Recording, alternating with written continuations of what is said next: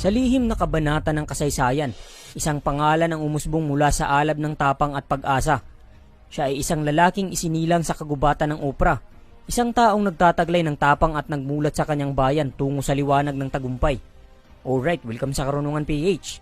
Sa video na ito ay inyong matutunghayan ang kwento ng isang matapang na sundalo ng Diyos na naging pangungut sa mga kaaway ng Israel.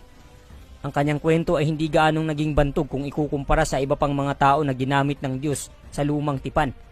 Sa mga nakakaalam ng kwento sa Biblia ay tiyak na kilala mo kung sino si Gideon. At marahil alam mo rin kung papaano niya dinurog ang mahigit sa 100,000 Midianita sa pamamagitan lamang ng kakarampot na bilang ng mga kawal. Kung isa ka sa mga relihiyoso ay marahil ikakagulat mo na natagpuan na ang mga ebidensyang magpapatotoo sa pagkatao ni Gideon.